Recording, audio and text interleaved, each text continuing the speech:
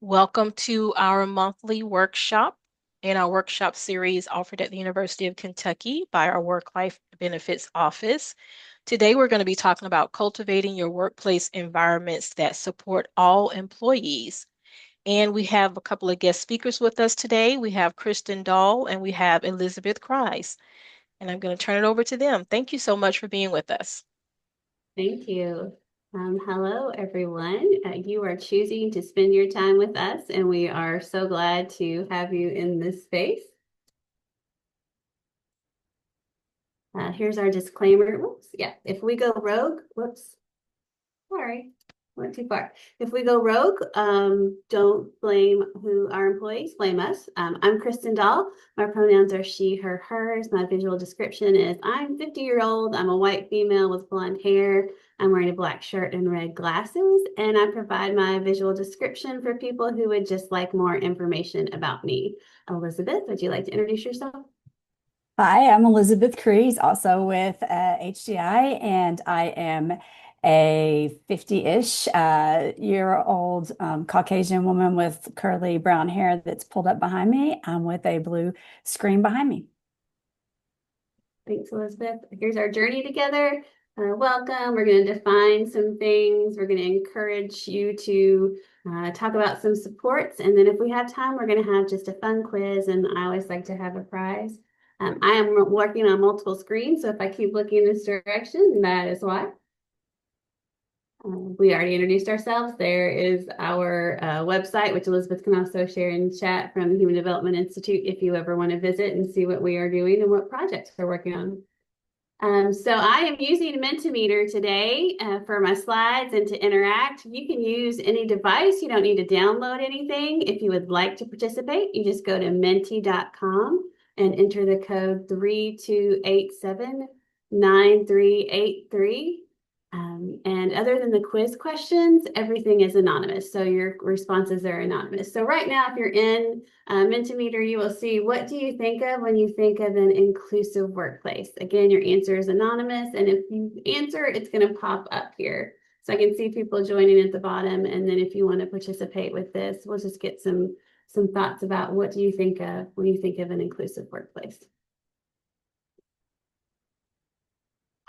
I'm going to keep just doing a couple intros while that comes in. If there are technology glitches today, it's probably me, not you. Please feel free to take care of yourself however you need to. If you're eating, drinking, fidgeting, doodling, taking a break, having your camera on or off, you are welcomed and encouraged to interact with chat, emojis, or some other Zoom features. Elizabeth can click on a couple of those and show us what she found this week about emojis, floating emojis, and reactions. We try to be aware and acknowledge our judgments and biases, and we ask you to do the same. We all have them. And also, Elizabeth will be leaving a few minutes early today for another meeting. The quiz for the code to get in is 32879383. So what do you think of when you think of an inclusive workplace? We have a fair and positive and accepting. You should be able to enter these on your screen. Respectful, equitable, safe, empowering, transparent, flexible. Wow. Lots of good words. Accessible.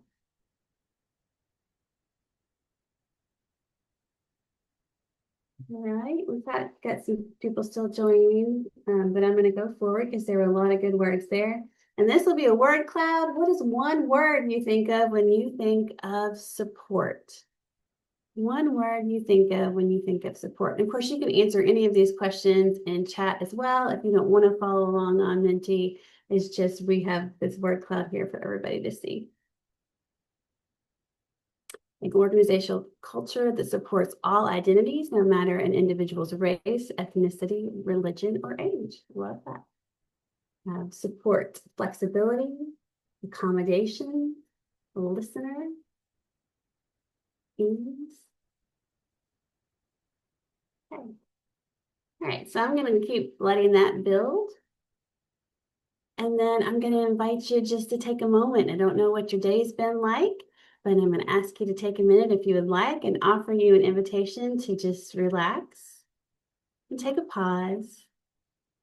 Wherever your mind is right now, just bring it into this space and maybe look around you. Is there something in your space that brings you comfort or that you find reassuring or comfortable? Maybe relax your jaw. Take a minute to lower your shoulders away from your ears. Are you holding tension anywhere? And maybe just imagine a piece of your favorite silky smooth chocolate melting in the dip of your tongue. And on your inhale, notice, is your breath smooth? Or are there any rough edges?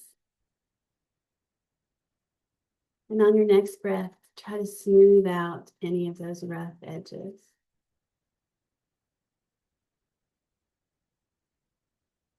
And now come back to where we are and get in a position where you feel natural and supported, because part of being inclusive is being comfortable in our space.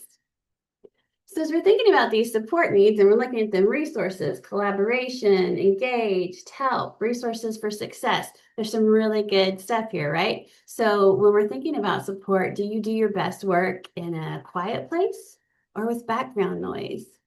Do you like to work alone? Someone mentioned that they feel like they do better at remote work. Or do you like a lot of collaboration? Do you like your information visually? Do you like it written down? Do you like someone to say it to you?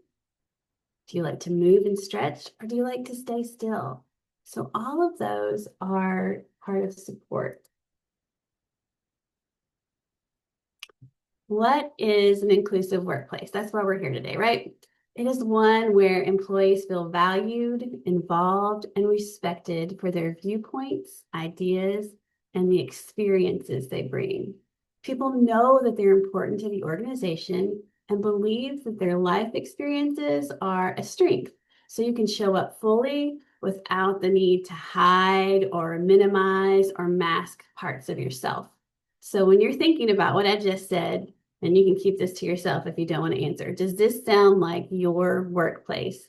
And what stands out that makes you disagree or agree with that statement? The goal of an inclusive workplace is for employees to be able to share parts of themselves without fear of retaliation if and when they choose to. So there may be some people who aren't comfortable speaking up. There may be some people who are afraid because of past experiences or just because of not knowing what to do, that are afraid to ask questions or to have mistakes. So we value the work and we increase comfort levels and we find alternate ways of engagement so that everyone it belongs. It's a workplace where we experience psychological safety. Elizabeth, if you want to add to any of these, you just jump in.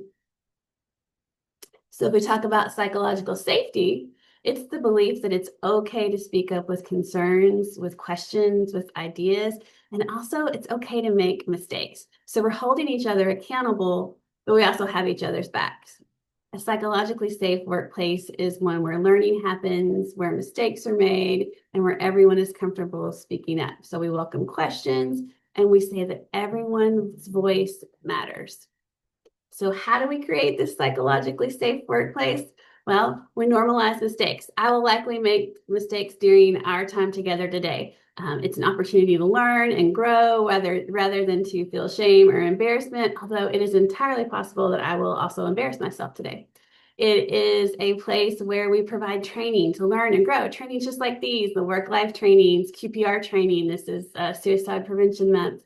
It's an environment for breaking down barriers and breaking down those power dynamics and increasing communication, and a place of respecting boundaries, being as transparent as we can, knowing our rules, knowing our roles, and a commitment to representation, which has also been mentioned in the chat, representation of ideas, representation of different cultures and different races. So there's no one size fits all solution. My inclusive workplace would probably have yoga and mindfulness moments and breathing breaks. And Elizabeth probably just shivered right then thinking about that. Hers might include country songs that might make my ear bleed, but hers would definitely not have breathing breaks. So it's a lot about choice and experimentation and figuring out what works for your workspace, like headphones if you're going to be listening to the country music. And it's leading with empathy. When we feel safe, we are better as individuals and we are better as a team. So I want to talk just a minute about universal design. In HDI, we talk a lot about universal design. It's kind of our thing.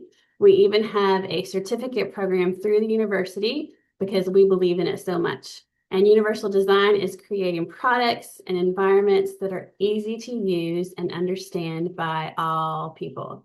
So it's our workspace where we consider differing abilities, different ages, different learning styles, different cultures, and I would add different trauma responses in our workplace. So UD in communication might mean that your communication policies have a variety of options. You might have some people who prefer email or instant messaging, Zoom, phone calls, print materials, and then having opportunities that are inclusive for everyone to experience any of those, like in the way that serves them best. And a really great way to understand UD is with the curb cut effect. And a curb cut is that sloped section of a sidewalk that allows for easier access. And it was first designed for people in wheelchairs. And Elizabeth is going to talk about the curb cut effect. Right. I put a couple of links in the chat. The first one is of that slide on our webpage that says Principles of Universal Design. And then the second link is about that certificate that Kristen mentioned, if you were interested in learning more about that. The curb cat effect is really a great example of just what universal design is. In plain language, universal design is just building or creating things that work for everyone, so they can help everyone know that they really belong everywhere. And so that curb cut happened, after the ADA, makes sidewalks and other areas accessible for people, particularly who use wheelchairs. But now we have curb cuts everywhere. And lots of other people use those too, right? People who may be pushing a bike or a stroller or using a walker or a cane or have grocery carts or just find it easier. In fact, I don't know how many people actually intentionally avoid the curb cut to take the step up or down. There may be people who are trying to exercise and get the extra step up, but for the most part, people tend to gravitate towards that curb cut because the curb cut works for everyone and makes everyone's life a little bit easier to navigate around our communities. And so that's just one example of the curb cut effect. But then are of universal design. And then also when we talk about universal design, I like to think about, the idea, we add a ramp, right, to a building so that someone who's a wheelchair user or doesn't use steps can access the building. And a lot of times we're really proud, oh, like we made this building accessible. We did a really great thing here. In reality, all we did was made an architectural correction. We fixed something that wasn't designed exactly right in the first place. And so as we move forward and we build new and we build better, the more you know more, the more you know, the better you do, or we do better. That saying. Then we build where people can get in all the entrances in the buildings and get in everywhere from the start. So it's not this one entrance for certain people to use, and because they can't get in the other entrance and that kind of thinking. So universal design is great beyond the physical build. It's how we talk. It's using plain language. It's all the pieces.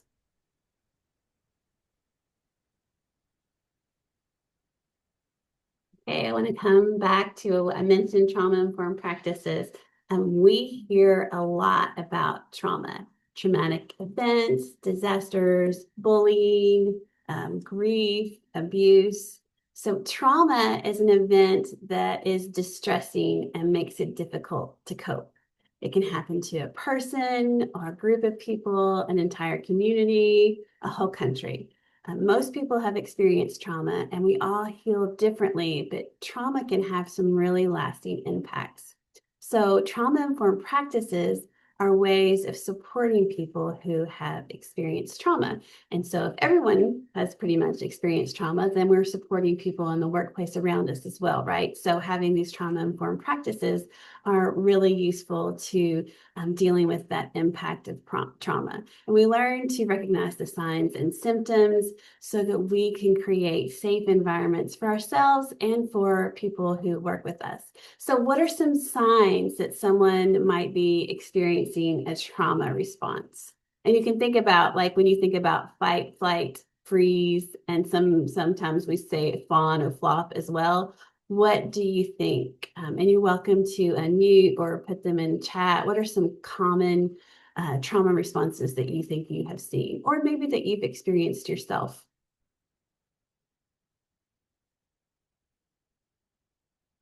You might see anxiety, fear, avoidance, right? Avoiding your work tasks. Indecision, absolutely. Can't concentrate, can't make a decision.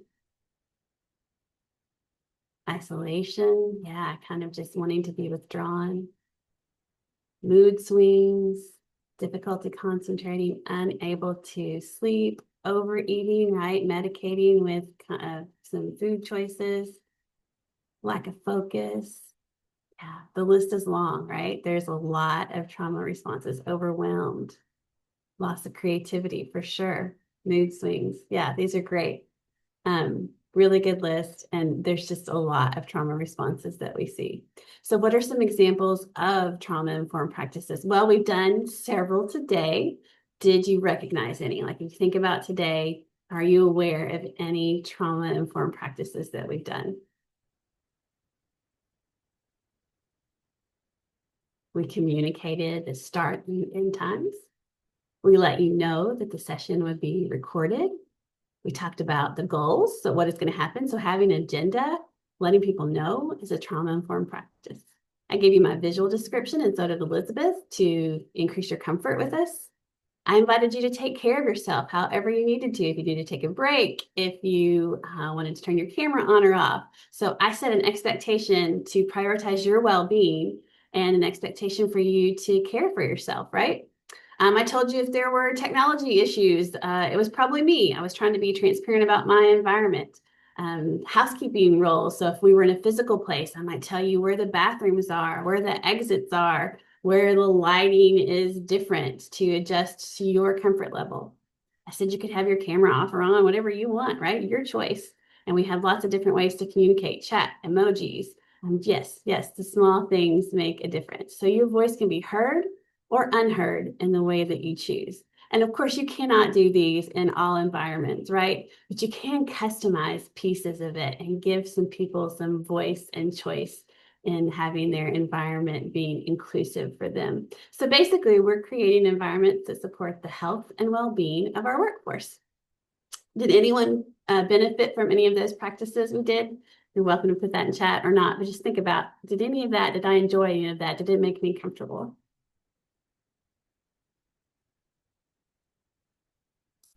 Okay, we talk about sensory supports. Sensory supports are more than fidgets, although you may not find a bigger fan of fidgets than I am. Elizabeth is showing her fidget. I always have fidgets. I'm wearing a fidget ring. Fidgets are some of the best ones for me to help me focus. And unintended or unexpected fidgets are also really great. One of the people I work with uses an empty M&M container. She loves it. I have one now. It is a great fidget. And I was going to say, I bet that Elizabeth and I both have intentional and unintentional fidgets right now, but you can see she is showing you some of hers too. Yes, this is just a cough drop wrapper that makes all kinds of wonderful things when you mess with it and fidget. Anything can be a fidget. We all have support needs. We don't all realize that we do. Sometimes we think support is for other people. But if you would think for just a second, how many of you, and if you want to raise your hand or your digital hand or react, how many of you use a journal? In addition to that, how many of you use a planner? How many people have an Alexa or something similar? How many people have a smartphone? So I see a lot of hands, a lot of nodding. When I throw a smartphone in there, right, I probably caught everyone. Those are digital supports to support our executive functioning, which is our skills of planning and organization, and our communication needs. So we think about physical supports, we think about assistance and caring for individuals who need help with their physical abilities or their physical environment. So you might think of physical therapy or wheelchairs, or as Elizabeth mentioned, ramps. So physical support enhances a person's physical well-being and quality of life. But if we think about that more broadly, are you more physically comfortable with a comfortable table height? If you can move around in your space, if you can customize your workspace. I definitely know that being able to customize my workspace enhances my well-being. So are people comfortable in your workplace workspaces? Can they dress comfortably? Can they use modifications such as headphones? Some people have lighting or temperature modifications. Do they have the ability to minimize distractions if that's needed? Buzzing of lights, scents, all of these are supports in our space. And Elizabeth has shared a link that has some really good ideas around executive functioning. And sometimes I'm a person that has a lot of thoughts and feelings about sensory things, from lighting to noise to just the entire environment. But something we don't talk about a lot is clothes. And in the workplace, there are a lot of expectations around clothing and what we wear, but also, there are a lot of sensory issues around what you wear and how it feels against your skin, and how tight it is, how loose it is, what the material is, and all kinds of things. And so as we think about that inclusive work environment where everybody's comfortable, if there are things that are happening where people are in person, face to face, are we do we create an environment where people can come as they are, where it's comfortable for them, within whatever parameters you may need, but sometimes our expectations traditionally have been the barrier for people in a lot of situations or fields, or just held people back from being as comfortable and at their best selves when they're sitting around that table, or at that conference, or listening to that lecture, or sharing ideas, or whatever it is. So I'm someone, just like someone mentioned here, sometimes the smallest things can make a difference, right? And sometimes those small things can really break down barriers. Visual supports. So some people might do a better job of receiving visual information like charts or graphics, in addition to or instead of hearing it. Visual supports increase accessibility for everyone. They help stay focused on tasks. They help us to manage time. They give us reminders, let us know if there's upcoming transitions. And because at this point, there is a wide variety and availability, so it can be really simple to incorporate visuals that are inviting and attractive. I love images. Memes, Elizabeth would say, are my unspoken language, and often how I feel and often how I communicate with other people, and I'm feeling overwhelmed and don't have words. I can usually find an image that is really saying how I feel, or to encourage someone else. A lot of times I will use images.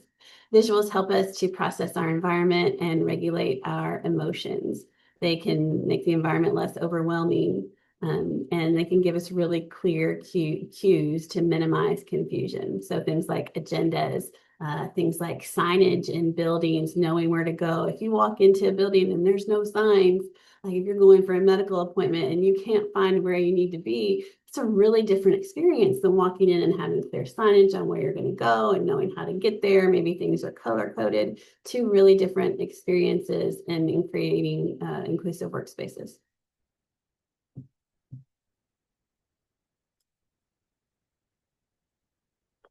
All right, if we talk a little about cognitive supports, then we can throw in some things like,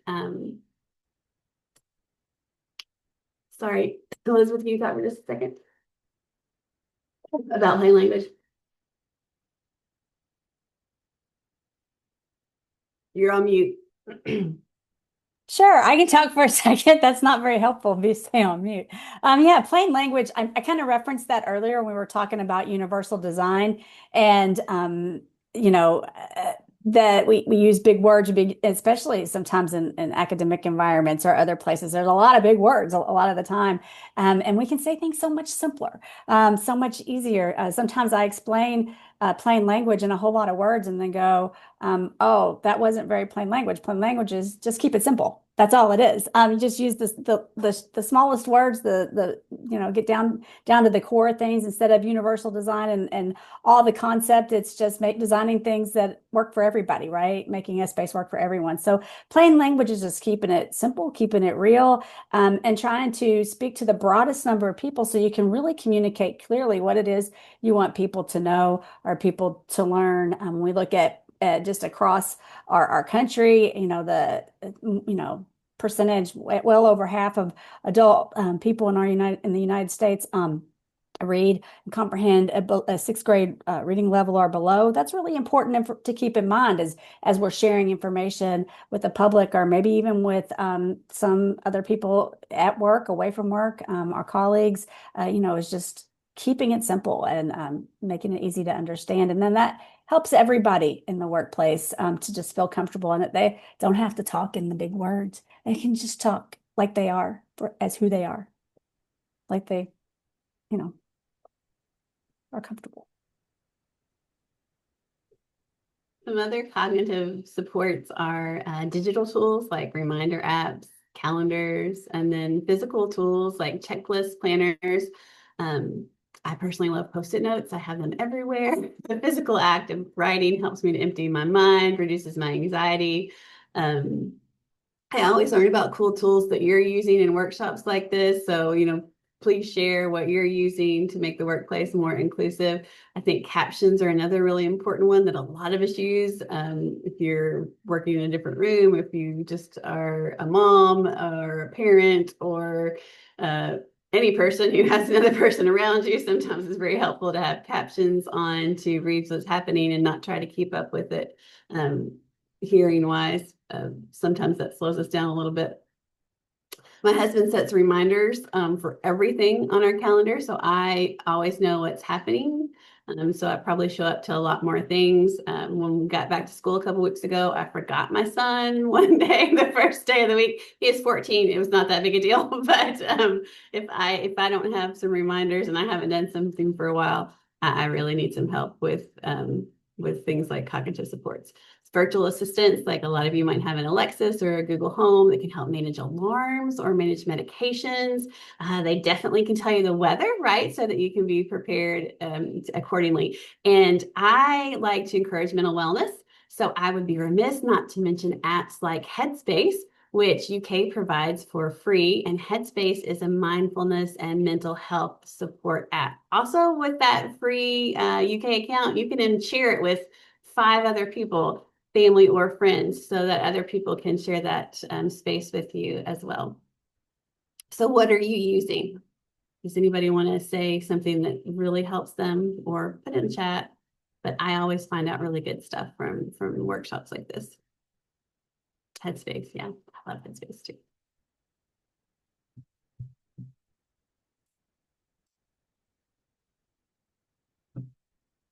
Okay, let's talk a little about emotional regulation.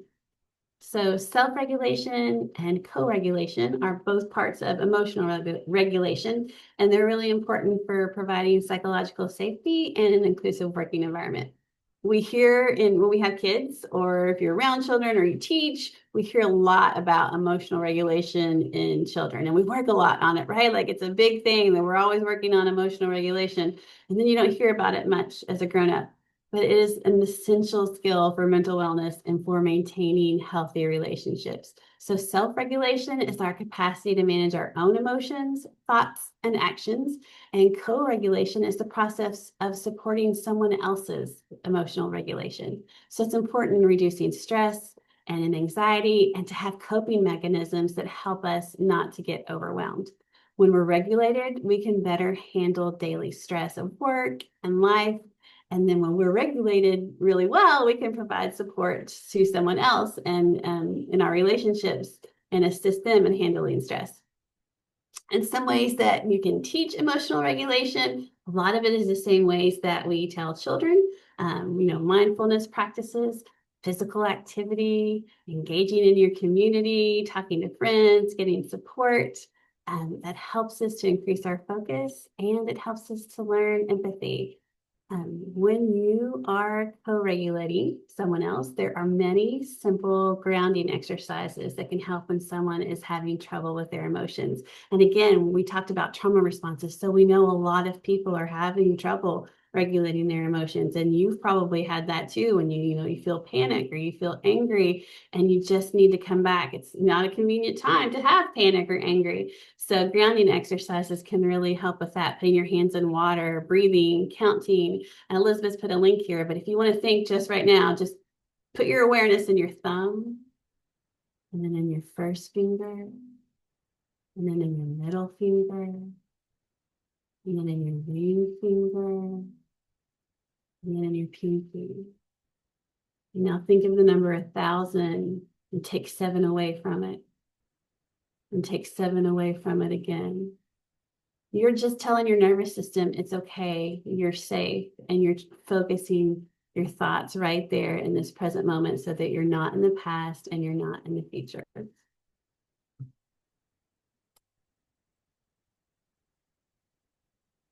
So what happens when we become exhausted or our workplaces are not inclusive places where we feel safe?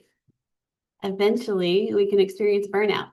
Burnout is the direct result of workplace stress that has become unmanageable. It is a work-related problem. Burnout is a state of chronic physical and emotional exhaustion, cynicism, and reduced professional efficacy caused by prolonged work stress. Work overload, lack of control, unclear job expectations, or toxic work environments results in fatigue and a sense of hopelessness about work. So it's the feeling that what you're doing no longer makes a difference. You're frustrated by unrealistic demands, by heavy workloads. Burnout can happen in any profession, job, or role. It's when you believe that what you're doing just doesn't matter anymore. And when you get to this level of stress, it can be really difficult to manage. It's hard to engage in activities that you would normally do. It's hard to find meaning in things that you normally love. You just have gotten to the place where you don't care anymore. You've lost your empathy.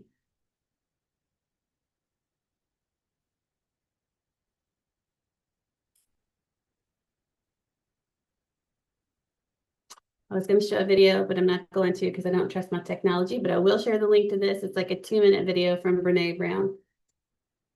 You can relate to the Triceratops. So what can help with burnout? Well, we mentioned it earlier. It is setting boundaries. What do boundaries have to do with an inclusive workplace? A lot. It's how we provide safety. It's how we're transparent. It's how we have rules. How about your boundaries? How are they? And not, I'm going to work on my boundaries or I'm learning boundaries, but like, how are your boundaries? Because setting boundaries protects your energy. It supports your mental health. It encourages autonomy and work-life balance, and it protects your nervous system. So a lot of times we say things when someone steps on our boundaries, like, I don't want to seem rude, so I'm just going to go along with it. Or they'll be mad if I say no. Or I don't really have time, but I'll just squeeze it in. To any of those things that sound familiar to you, because that is someone stepping on your boundaries and you letting that boundary be broken. It's you not committing to your boundaries, which we do really often.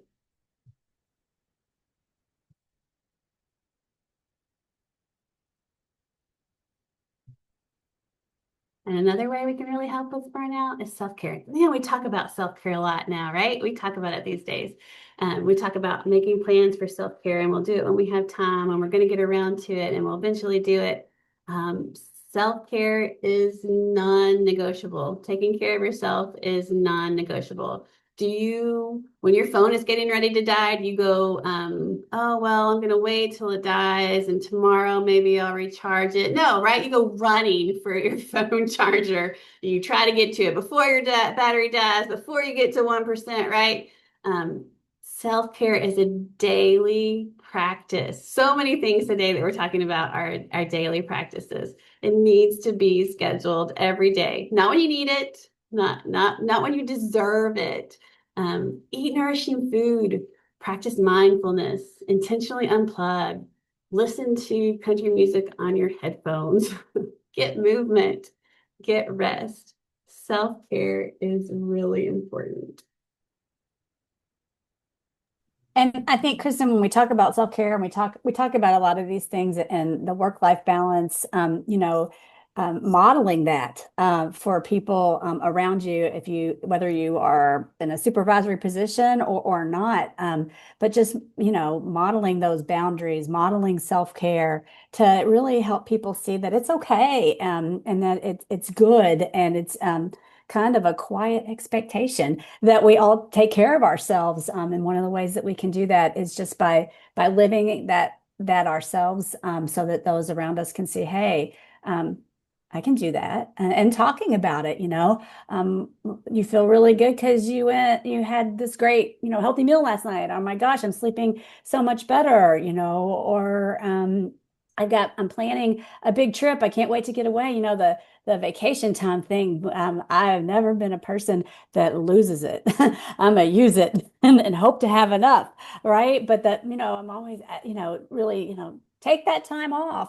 It's there for a purpose. Use those wellness days. All those things are part of building that inclusive workspace. Is living that lifestyle the best that you can, and helping other people and encouraging other people live it too. Again, whether you're in a supervisory position or not, we all lead from the seat that we sit in. And so just by being that way, to the best of our ability, and talking about it.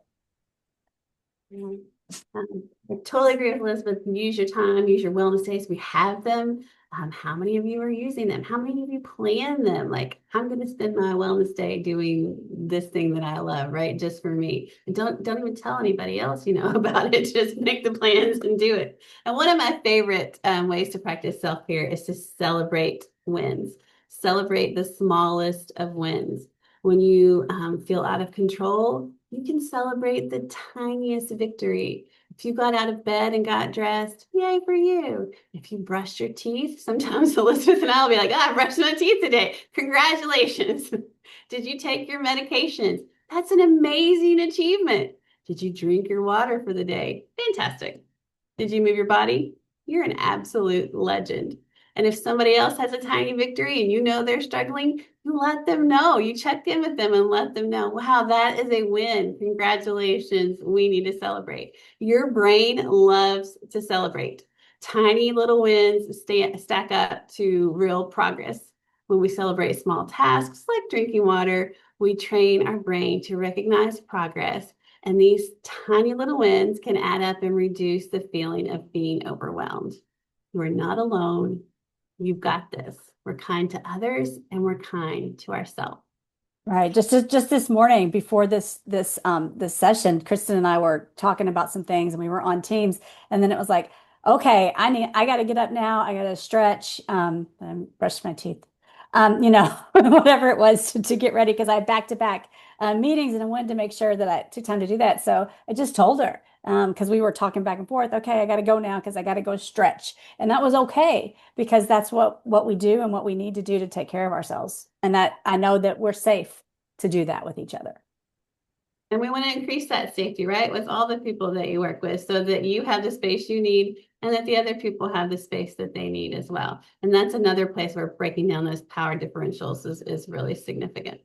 I know there's some chat about that question. I'm going to come back to that question towards our time at the end, okay?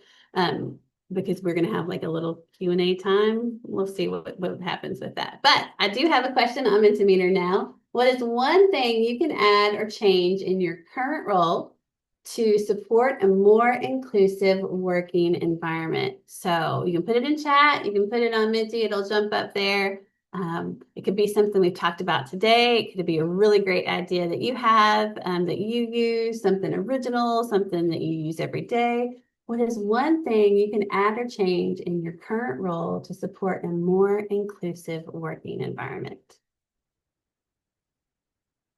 Now I'm going to throw some out there while you're doing that. Job security. I don't think that makes an inclusive working environment when that's an option. Having some snacks. Using a chart and some emails instead of a bulleted list. Okay. Silence is okay. treating others with dignity. Normalizing mental health care. And we have some really good options here as UK employees for mental health care. We've got free options. We've got appointments with our work life. We've got lots of workshops that are offered. Got trainings. QPR training is free. This is September. It's a training on suicide prevention. It's free for anyone in the state of Kentucky through UK. More headphones for everyone. Normalizing mental health days, absolutely. Get more input on projects. I think asking people what they need, that's great. I love it. Ask people what they need. Can I do blank for you so that you can take a break when you will have time to discuss blank, right? Just bring it up, put it out there, and then other people will be comfortable doing it as well. These are great. Okay, if you have not joined, there are 26 people, there are only 11 in Mentimeter. So our quiz is coming up and I will have a prize. So I want to give you the option to join if you haven't joined. If you didn't want to participate in these, and that was anonymous, the next section is not anonymous. So you go to menti.com on any device, you don't have to download anything, and your answers in chat would not be counted for this, just so you know. Code is 3287-9383. So I'm going to do there's 5 quiz questions. Spelling counts on one of them, but I've tried to guess the most common misspellings. The faster you answer, the more points you get, because otherwise we would all win maybe, and I really need a winner or two so we can give prizes. So, okay, we've got 14 in there. I'm going to switch to the next slide, but I'll still leave it just a little bit longer. Quiz, if you want to.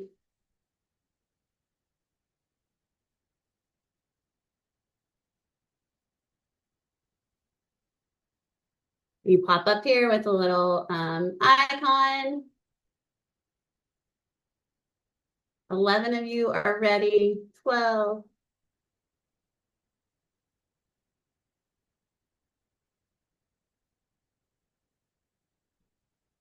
Okay, don't see anybody else jumping in. Is there anybody that needs me to hold? Kristen, somebody asked about the website, so I put menti.com in there, but Menti.com 3287-9383. Does anybody need me to wait? Okay, here we go.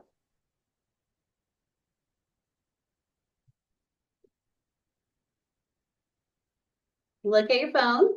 What is an example of a sensory support?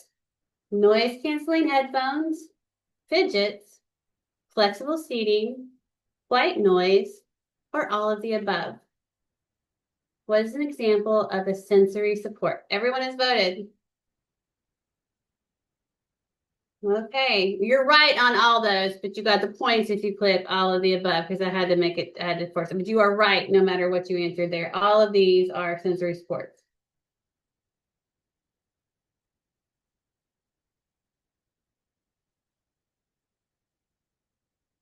All right, so here's our quiz leaderboard. Make sure you know who you are. Mary is in the lead and the fastest time. All right. Question number 2. So read all of them in case there's answers like that where there's all of the above. The curb cut effect is an example of universal design that works for everyone. True or false? The curb cut effect is an example of universal design that works for everyone. Everyone has voted. True. Everyone got it right. Awesome. Yay. Let's see if Mary, if you kept your lead. Looks like you were pretty fast. All right. Mary's still in the lead. Question number 3.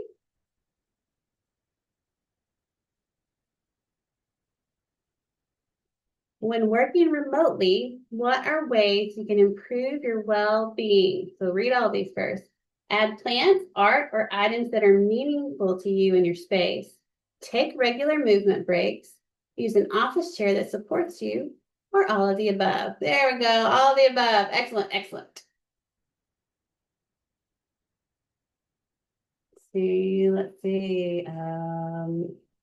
Tiger Boy and Sarah were really fast. Let's see what happens. Okay, Mary Emily. Question number 4. Which of these is not an element of burnout? So we'll see if anybody caught this.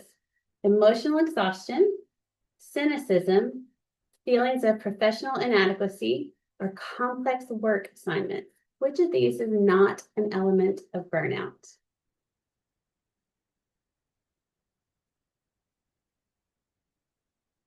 Almost everybody got it. Yeah, complex work assignments are just kind of a part of work, aren't they? Not an element of burnout.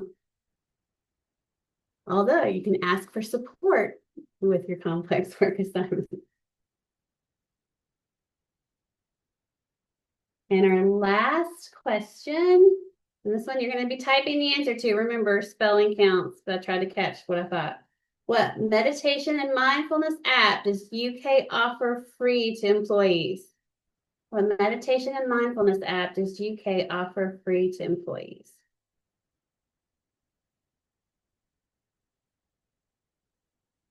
We have 10 seconds left.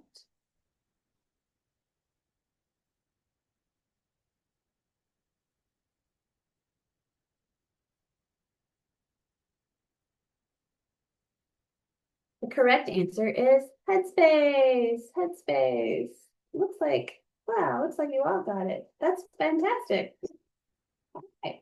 Let's see who our final winner is, and then you've got to email me or let me know who you are so that I can get you your prize, okay? The final winner is Mary. Okay, so Mary, if you'll let me know or email me, I will get you a prize for winning the quiz today. Here are our resources, which are going to be shared with you. And here is our contact information. We would love to connect with you, come up with strategies, help you come up with strategies, talk about universal design, talk about anything that we have expertise in, and hear your expertise as well. So, is that if we want to stop recording and do Q&A, or what do you want to do? Yes, we are going to. Thank you so much, Kristen and Elizabeth, for speaking with us and sharing your expertise today. I know I was taking a few notes and thinking all good reminders and other things was like, oh, I hadn't thought of that. So thank you so much for sharing with us today. Thank you.